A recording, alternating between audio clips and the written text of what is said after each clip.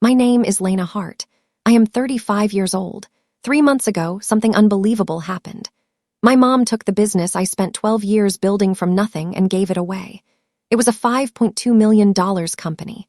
She gave it to my older sister like it was just a simple birthday gift. We were sitting at a fancy Italian restaurant in the middle of Denver. My mom slid a folder across the table. She had a big smile on her face. She said, "We have decided that your sister will take over the company now. It just makes sense. She has children, so she needs a stable life." I was so shocked I couldn't even speak. Before I could understand what she was saying, my dad leaned forward. He looked me right in the eyes. He said, "You will work for her now. She deserves the business more because she has kids." I remember the sound of my fork hitting my plate. It was very loud. People at the table next to us turned to look at me. I could see my sister trying to hide a mean little smile. I didn't cry and I didn't start a fight. I just let out a short laugh because I couldn't believe what I was hearing. I nodded my head like I was agreeing to a normal business deal. Then, I pushed my chair back and walked out of the restaurant. I didn't even wait for the dessert I had ordered. I thought about the last 12 years. I worked all night many times. I talked to clients, signed big contracts, and made sure all my workers got paid. All that hard work was thrown away in one night with one sentence: "You will work under her." On paper, the company technically belonged to my mom. This was because she had the banking connections and a good credit score when I started. I trusted her when she told me it was just paperwork. I really believed that my hard work would be enough to keep me safe. I was very wrong. For a little while, my parents thought I would get over it. They thought I would come back and keep their company alive while following their new rules. But I didn't do that. Instead, I disappeared. I took the things I still had and started making plans they knew nothing about. 3 months after that dinner, my parents and sister started calling me. They were begging me to come back and fix the huge mess they made. If you want to know how the business they stole almost ruined them, and how walking away was the best revenge ever, stay with me until the end. When I was growing up, I always knew I was the strong child. That was just a nice way for my parents to say I was the one who had to figure things out alone. We lived in a quiet neighborhood near Denver. It was the kind of place where all the houses looked the same. There were kids riding bikes until dinner time and the sound of sprinklers hitting the grass every summer evening. My mom, Evelyn, worked at a bank. My dad, Thomas, was an engineer. He spent his time at construction sites or working on big drawings at our kitchen table. My older sister, Rachel, was always the favorite child. She was 5 years older than me. She got perfect grades and was on the student council. Teachers always asked me why I couldn't be more like her. When I was a little girl, I really thought the sun was brighter for Rachel than it was for me. If she forgot her lunch, my mom would drive to school to give it to her. If I forgot mine, my mom would say I'd be fine and told me to just eat at the cafeteria. It started with small things. Rachel always got the newest clothes, the newest phone, and the better bedroom. I got her old clothes and a pat on the back for not complaining. When Rachel grew up, she moved to Chicago. She started working in an office for a big company. The distance between us grew even bigger. My mom flew to Chicago to help her move into her first nice apartment. She spent a whole week building furniture and organizing Rachel's closets. She even sent Rachel money to help her buy a condo. She called it an investment in Rachel's future. She paid for Rachel to go back to school for a big degree without even thinking twice. She said it was for the future of the grandkids. But when I talked about how much college cost for me, my mom just looked at me while she was paying bills. She told me I was smart at finding ways to get things done. She said I would figure it out. She meant it as a compliment, but it felt like she was just telling me she wasn't going to help. So I did figure it out. I worked really hard to get scholarships. I had many part-time jobs.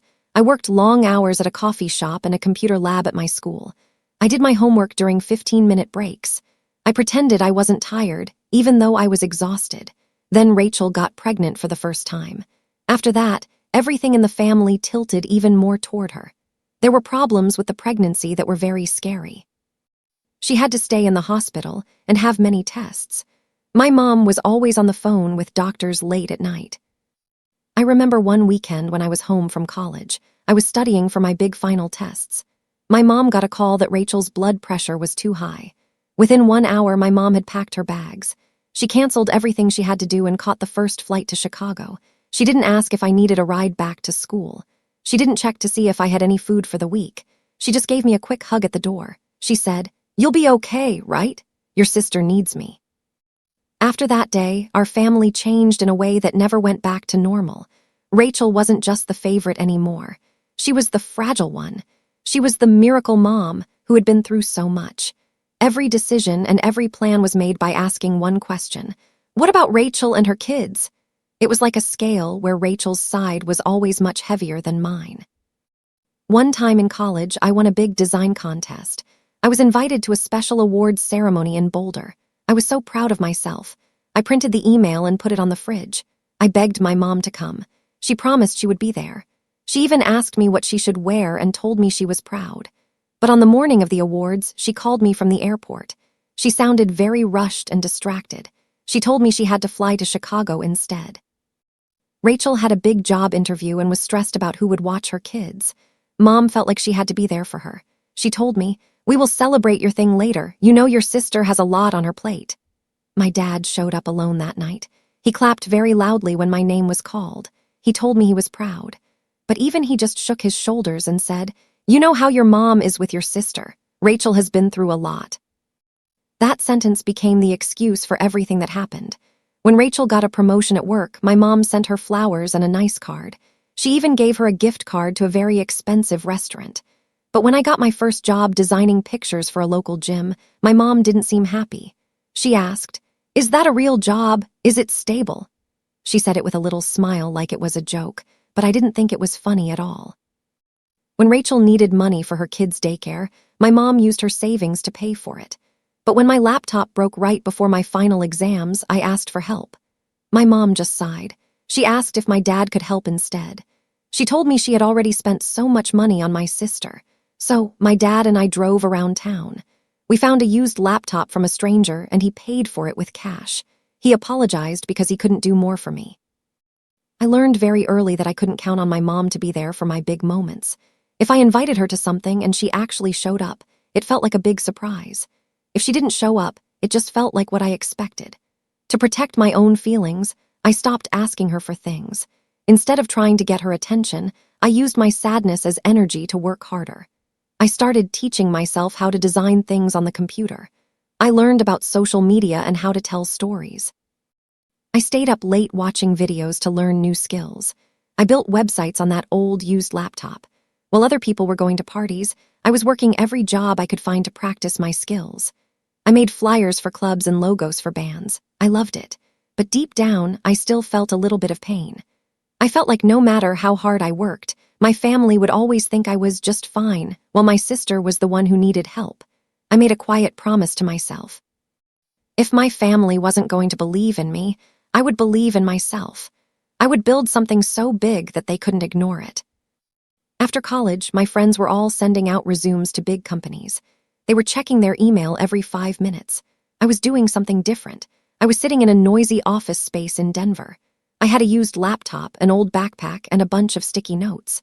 I was trying to think of a name for my new business. I wanted a name that sounded strong. I wanted it to sound like it belonged on a big glass building, not just on a small website.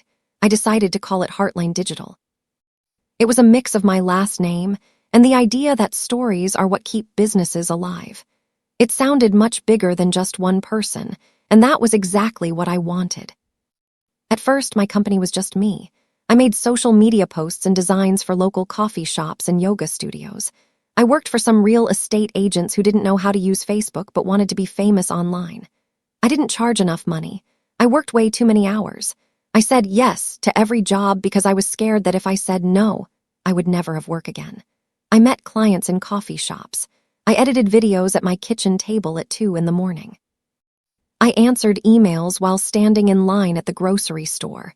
When I tried to open a bank account for my business, the bank said no. They said I was too young and didn't have a steady income. That is when my mom offered to help. She spoke in her serious bank manager voice. She said, "Let me help you. I know how these things work. We will set it up so you can really grow." She told me that if she started the business in her name, we could get better deals from the bank because of her good credit. She talked about taxes and rules that I didn't really understand yet. I just wanted to build cool things and find clients. She told me, It's just paperwork, honey. You will always be the one in charge. I believed her. She printed out the papers and showed me where to sign. I sat at her kitchen table and signed everything. I thought it was just a small detail. On the official papers, Heartline Digital mostly belonged to her. But in real life, it was my hard work and my sleepless nights that kept it going. The first few years were very hard. I lived in a tiny apartment. My roommate always left notes on the fridge about buying toilet paper. I ate cheap food like instant noodles. I took on jobs that paid almost nothing just to keep my computer software running. One winter, the heater in my apartment broke. I had to wear 3 sweaters while I worked. I had to blow on my hands to keep them warm while I edited videos. But slowly, things started to get better. I did a project for a company that sold solar panels. It did much better than they expected. We told stories about families saving money and helping the earth. People shared the ads, and the company got way more customers. They told their friends about me. Soon, I was working with many green companies that were good at technology, but bad at telling their stories to people. I was very good at making their boring tech sound exciting. I changed my website to talk specifically to those types of companies. I went to big meetings in Denver and Boulder. I had a tiny table with a basic banner and my laptop. I talked to anyone who would listen. I spoke on small stages and met with business owners at hotels. I collected business cards and messaged everyone on LinkedIn. Sometimes I felt like my whole life depended on it. Slowly, Heartline grew. It wasn't just me anymore. We moved into a small office in an old warehouse. I hired my first worker, a writer who had lost her old job. Then I hired someone to edit videos. Later, I hired a person who was great at ads and spreadsheets. Every time we got a bigger office or a bigger contract, my mom would remind me of something. She would say, "It's a good thing I set everything up the right way. Banks love seeing my name." She said it like a joke, but it was also a way of showing she had power. I laughed with her because I thought we were a team. I took care of the clients and the creative work. She took care of the paperwork and the taxes. My dad would visit sometimes and look at our posters. He would say, "Look at you building a big empire." But then he would ask when I was going to slow down and have a family. It felt like he didn't realize that my business was the family I was taking care of. As the years went by, our projects got even bigger. We were launching big startups and making video series that changed how people thought about clean energy. I flew to big cities like New York and San Francisco to talk to important people. I would walk into rooms full of men in suits. At first, they didn't think I was important. But once I started talking about the data and the creative ideas, they showed me respect. My job was always changing. I wasn't just making things anymore. I was leading the team and hiring new bosses for different departments. My workers came to me when they were stuck or when they wanted to celebrate a win. My mom wasn't in the office every day. She would stop by sometimes to say hello and ask how much money we were making. Then she would leave. But whenever we needed to borrow more money or get a better deal, her name and credit were what made it happen. She never let me forget that. She would say, "We are a good team. You are the dreamer and I am the foundation." It felt good back then. My dad liked to brag about us to his friends. He told them that Lena and her mom built the business together. But the truth was, my mom couldn't explain a single one of our projects if she had to. My sister Rachel watched us from Chicago. She would say things like, "It must be nice to work online. I could never do that." But then she would ask me to help her with her own social media profile. After 10 years, Heartline was making over $3 million a year. We moved into a beautiful office made of glass in downtown Denver. Our logo was on the front door. We had a nice lobby and a great view of the city. My team grew to 30 people. We had health insurance and retirement plans. For my workers, Heartline wasn't just a job. It was how they paid their rent and took care of their kids. By the 12th year, we were making $5.2 million a year. I remember sitting alone in the office the night I saw that number. I felt like I had finally made it. I had taken all those times people ignored me or said my job wasn't real and turned them into something huge. My mom called to say she was proud. She said, "I always knew you'd be big, and remember the way I set things up is why you could grow so fast." I thanked her because I thought she was truly on my side. I looked at our office and thought, "This is mine. I built this." I never thought that those signatures I made, when I was 22 years old, would give her the power to give my 12 years of work to someone else. The year everything went wrong didn't start with the business. It started with my parents. After many years of being unhappy, my mom and dad decided to get a divorce. It wasn't a big surprise because they were always fighting or being very quiet. But I was surprised by how fast things happened once the lawyers got involved. They had to decide who got the house, the money, and the cars. Whenever they talked about Heartline, my mom's voice changed. She told her lawyer it was her business. She talked about the risk she took by putting it in her name. My dad didn't say anything. He always saw it as my business, but since my mom's name was on it, he didn't think he could fight for it. When the divorce was over, my dad got some money from the house. My mom kept Heartline Digital all for herself. She acted like it was an investment she had made on her own. I sat in her kitchen one day and she said, "This business is what will make my retirement good. You and I did this together." That hurt me, but I didn't say anything. I told myself it didn't matter who owned it on paper as long as I was the one running it. Then a man named Victor appeared. He was from Phoenix and built houses. He wore expensive watches and always talked about ways to make more money. My mom met him at a meeting about money. Within a year, they were engaged to be married. He started coming to Denver on weekends. He talked about how Denver was a great place to buy and sell buildings. At first, I tried to be nice to him. I took them to breakfast and listened to his stories. He even asked if Heartline could help him with his next project. But soon, their talk changed from the wedding to how they could use the business to make more money. One day, I visited my mom and heard them on the phone. A banker was talking about using the business as collateral. That means if Victor's real estate projects failed, the bank could take my business. My mom turned off the phone quickly when she saw me. She had a fake smile on her face. I started to feel very nervous. A few weeks later, they got married in Phoenix. Rachel was there with her family. I was there too, watching my mother marry a man who saw my business as just another way to get money. When we got back to Denver, my mom asked for a family dinner. She said we needed to talk about the future. She picked a fancy Italian restaurant. It seemed like a normal place to celebrate, but it wasn't. We sat there, me, my parents, and Rachel. My mom pulled out a thick folder. She said they had been doing some planning for the future. She talked about wanting to travel and not wanting to work anymore. For a second, I thought she was going to finally give the company to me.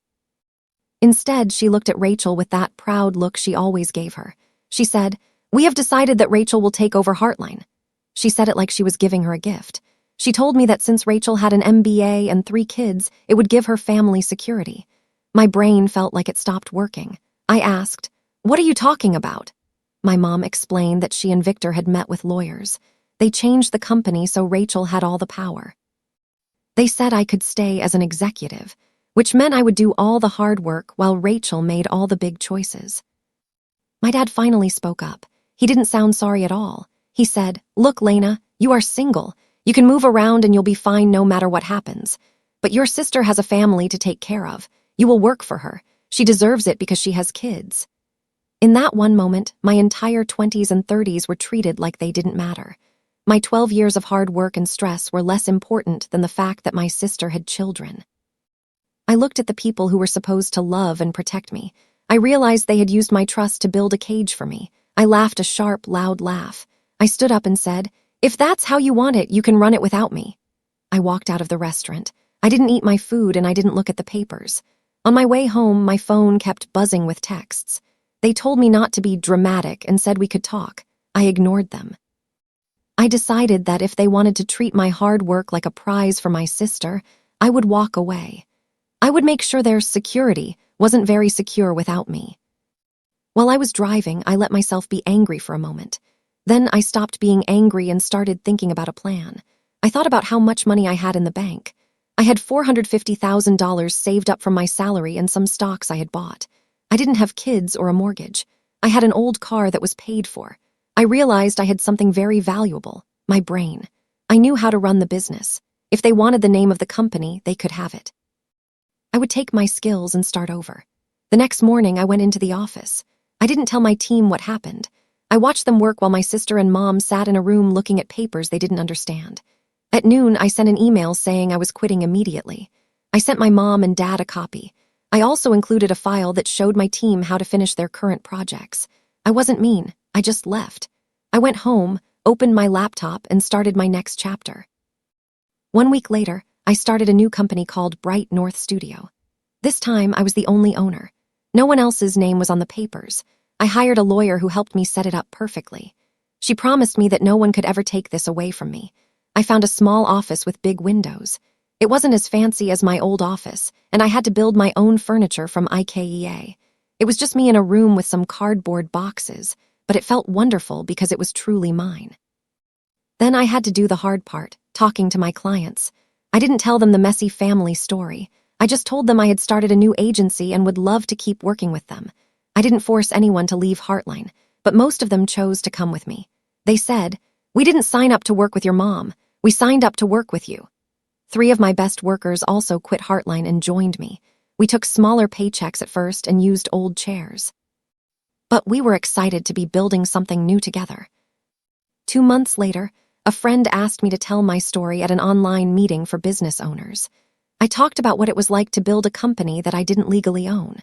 I talked about why you should never let loyalty stop you from being smart with paperwork. I didn't use my family's names or the old company's name. A video of my talk was posted online, and it became very popular. People were saying things like, "Always read your contracts." Many business owners called me because they wanted to work with someone as strong as me. My new business, Bright North, started growing very fast. While my parents were waiting for me to come back and save them, I was looking at my new success. I realized that walking away wasn't the end. It was the beginning of a better story. While Bright North was doing great, Heartline was falling apart. I heard stories from people who still worked there. Rachel was making bad choices because she wanted to prove she was the boss.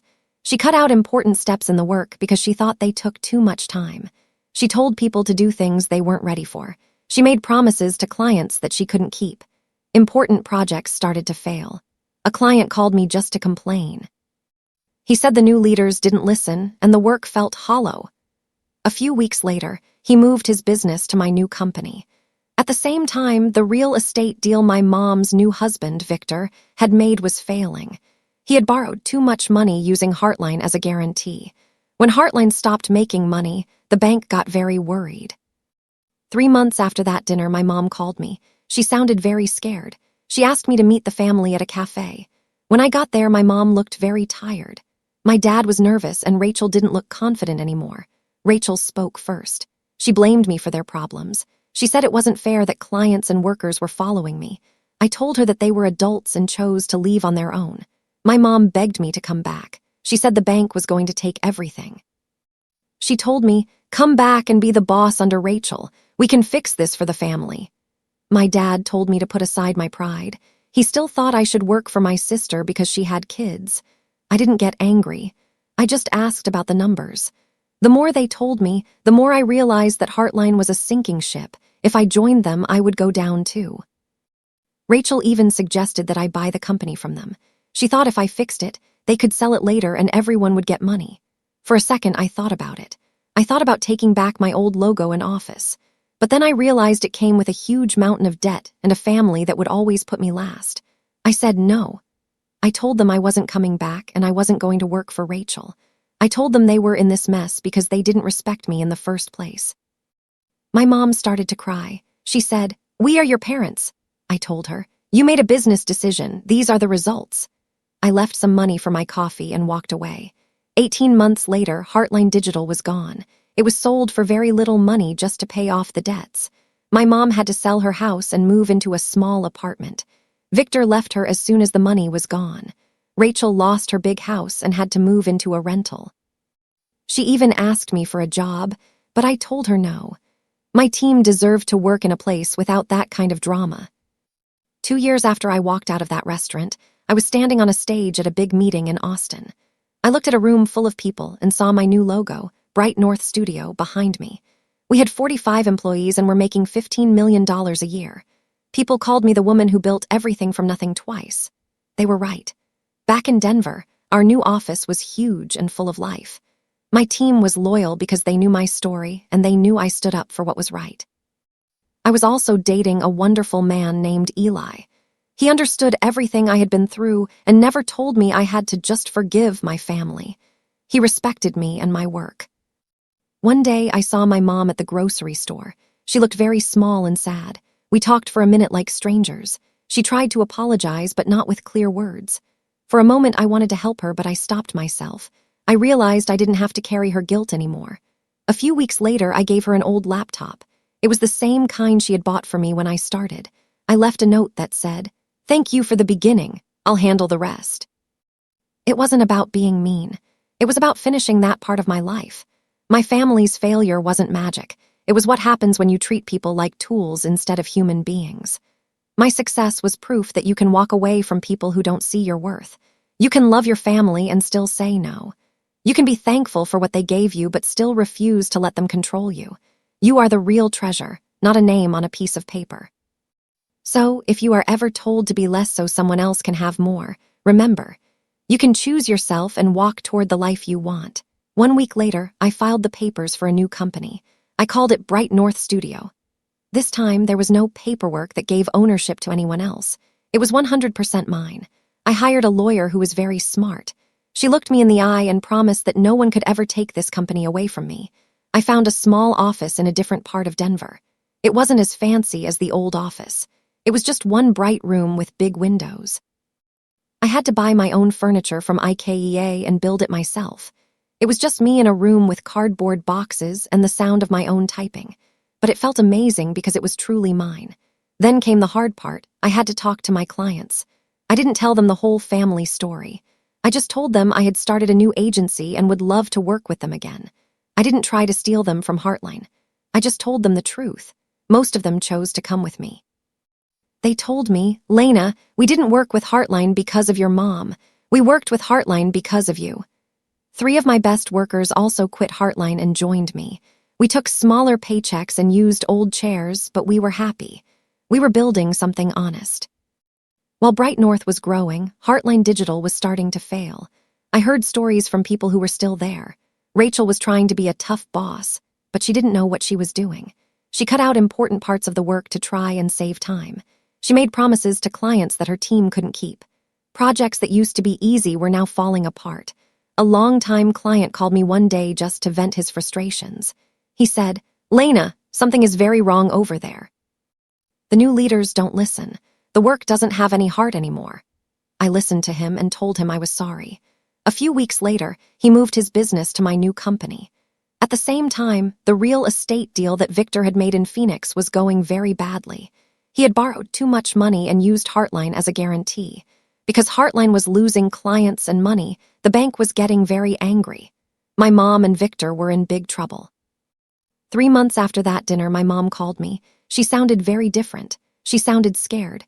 She asked me to meet the whole family at a small cafe. When I arrived, they were all there. My mom looked like she hadn't slept in weeks. My dad was very nervous.